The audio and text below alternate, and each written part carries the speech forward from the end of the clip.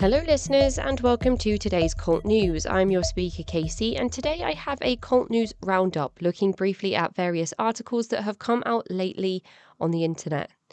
A new trailer has been released to Hulu's upcoming thriller titled The Clearing featuring Guy Pearce. According to a synopsis found on the playlist, The Clearing is an 8-part psychological thriller based on the best-selling crime thriller In the Clearing by author J.P. Palmer. Inspired by the darkness of real-life cults in Australia and around the world.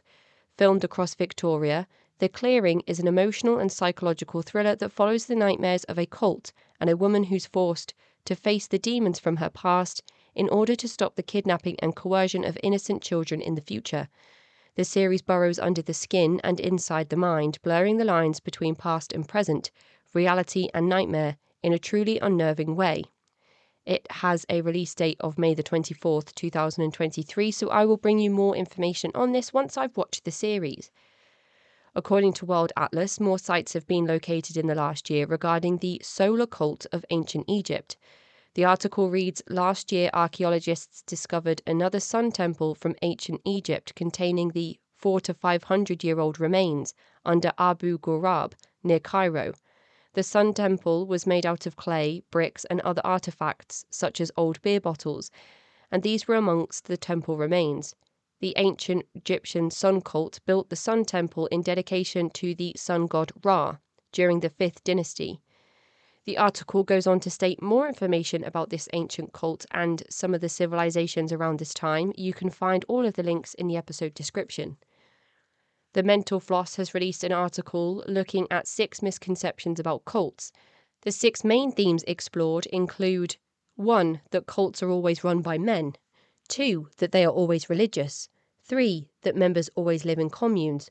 4. That all cults have a single leader. 5. That smart people don't join cults. And 6. People who join cults are depressed. Of course, we may from time to time find these points within cults, but they do not make up all destructive groups and are some of the biggest misconceptions often found in the wider public view. So thank you, Justin Dodd, for this insightful article. According to a recent Los Angeles Times article, the Source family, led by James Edward Baker, aka Father Yode, is getting some Hollywood attention. The article details the beliefs of the 1970s psychedelic health foods cult that existed in LA in the 70s, and now there is a dramatic retelling of the group's history on the way, with Mark Ruffalo to play the infamous cult leader. According to the article, at a private dinner in Malibu on March 25th, sponsored by the media company Atlas Obscura, guests including Patricia Arquette and Mark Ruffalo, music producer Rick Rubin, actor and producer Ben Sinclair, original Source family members and other curious parties were invited on a journey into the cult roots of health food. The menu, inspired by dishes at the original Source restaurant, featured 7 courses including psychedelic toast, multidimensional soup, and a recreation of the restaurant's Aware salad, served by staff engaged in Source family cosplay. Interestingly, Isis Aquarius, the name given to her by the now deceased James Baker, maintains a website with the group's extensive history with all documents and propaganda. She sat down to be part of Hollywood's discussions, and you can check out this website today for more information on the history of the Source family.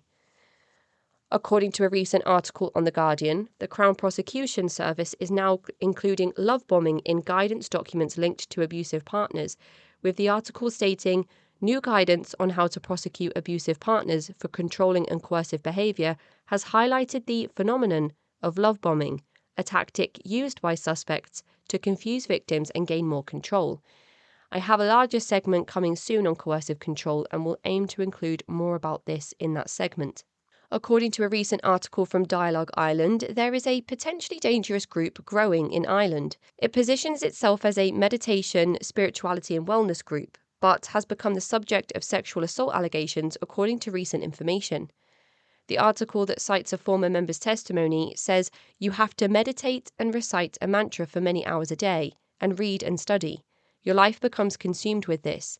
You are asked in the group session how many hours you have done, and shamed if you are not putting in the hours.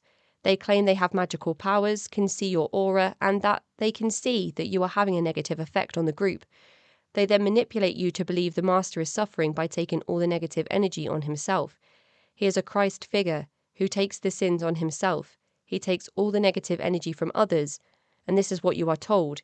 In reality, you are being brainwashed. More on this group in the links in the episode description, but perhaps a group to be wary of. And that is the end of this week's Cult News Roundup. Join me tomorrow for more cult news. I am your speaker, Casey, host of the Cult Vault podcast.